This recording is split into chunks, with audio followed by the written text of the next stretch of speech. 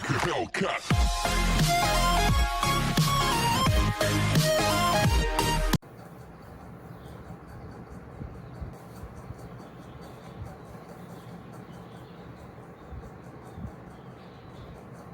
Hi friends, welcome to my channel.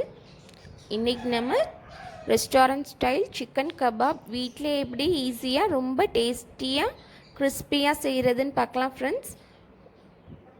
வெளியிலலாம் நல்லா கிறிஸ்பியாக உள்ளே நல்லா சாஃப்டாக இருக்கும். வாங்க எப்படி செய்கிறதுன்னு பார்க்கலாம். ஒரு மிக்சிங் பவுல் எடுத்து அதில் 3 டேபிள் ஸ்பூன் கார்ன்ஃப்ளவர் சேர்த்துருக்கேன்.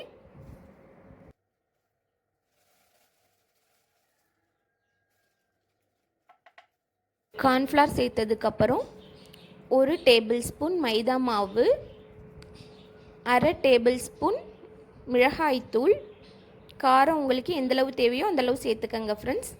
அதுக்கப்புறம் 1 ஸ்பூன் மிளகுத்தூள். இன்றைக்கி நான் சிக்கன் கபாப் மசாலா எடுத்திருக்கேன். அதிலேருந்து 1 டேபிள் ஸ்பூன் மட்டும் சேர்த்துக்குவோம், அந்த ஃப்ளேவர் கொடுக்கறதுக்காக.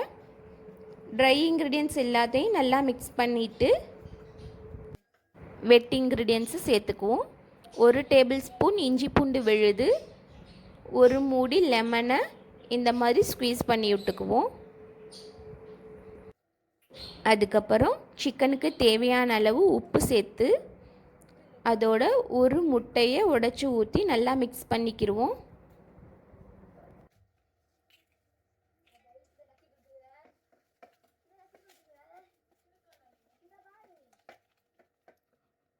இதோட கொஞ்சமாக தண்ணி சேர்த்து மிக்ஸ் பண்ணிக்கிடுவோம். அப்போ தான் எல்லாமே ஈவனாக மிக்ஸ் ஆகும்.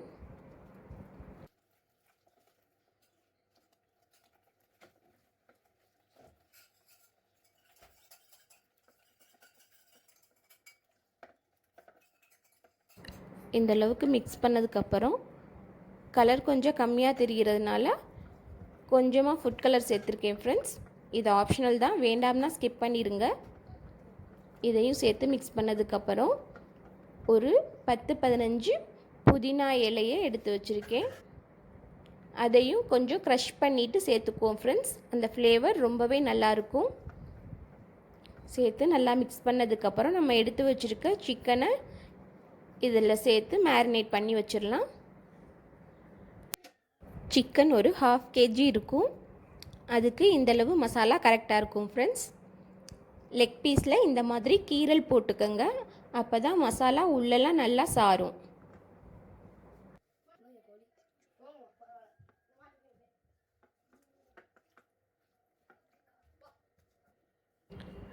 இப்போ நல்லா மிக்ஸ் பண்ணியாச்சு. இது ஒரு 1/2 மணி நேரம் அப்படியே ஊறட்டும். 1/2 மணி நேரம் கழித்து நம்ம எண்ணெயில் போட்டு பொரிச்சு எடுத்துடலாம் ஃப்ரெண்ட்ஸ். இப்போ 1/2 மணி நேரம் ஆயிடுச்சு. சிக்கன் நல்லா ஊறிருக்கு. ஆயில் ஹீட் பண்ணிக்குவோம். ஆயில் நல்ல ஹீட்டில் இருக்கணும் ஃப்ரெண்ட்ஸ். பாருங்கள், இந்தளவு ஹீட்டில் இருக்கணும். ஹீட் ஆனதுக்கப்புறம் நம்ம சிக்கனை சேர்த்துட்டு அடுப்பை லோவில் குறைச்சி வச்சுக்கலாம். அப்போ தான் நல்லா உள்ளெல்லாம் வேகும்.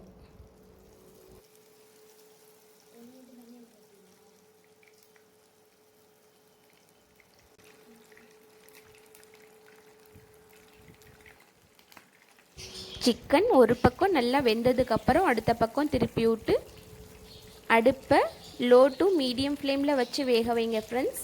அப்போ தான் உள்ளெல்லாம் நல்லா வெந்திருக்கும். இல்லைன்னா வெளியில் கிறிஸ்பியாக தெரியும், உள்ளே நல்லா வெந்திருக்காது. அதனால் ஃப்ளேமை மீடியமாக வச்சு தானே வேக வைங்க ஃப்ரெண்ட்ஸ். எல்லா பக்கமும் நல்லா திருப்பி திருப்பி வச்சு வேக வச்சு எடுத்துக்கலாம். இந்த மாதிரி சைடெல்லாம் வேக வச்சாதான் உள்ளே நல்லா வெந்திருக்கும், எல்லா பக்கமும் ஈவனாகவும் வெந்திருக்கும்.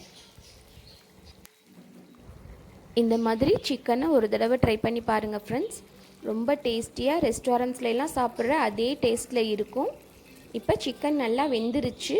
அடுத்த பேட்சை சேர்த்துக்குவோம். சிக்கனோட பெரிய வெங்காயத்தையும் லெமனையும் கட் பண்ணி வச்சு எல்லாத்தையும் சேர்த்து சாப்பிடையில் அதோட டேஸ்ட்டு ரொம்ப சூப்பராக ரெஸ்டாரண்ட்ஸ்லாம் சாப்பிட்ற அதே டேஸ்ட்டில் இருந்துச்சு ஃப்ரெண்ட்ஸ். நான் அதுக்கு வெங்காய சாலட் செஞ்சு வச்சுருக்கேன். இதோட வீடியோ நெக்ஸ்ட் அப்லோட் பண்ணுறேன் ஃப்ரெண்ட்ஸ். இதோட சேர்த்து சாப்பிட்றதுக்கு ரொம்ப டேஸ்ட்டாக இருக்கும். வெங்காய சாலட் அதோட லெமன் வச்சு சர்வ் பண்ணிடலாம் ஃப்ரெண்ட்ஸ். க்ரீன் சில்லிஸ் கார்னிஷிங்காக. ஓகே ஃப்ரெண்ட்ஸ், தேங்க்ஸ் ஃபார் வாட்சிங்.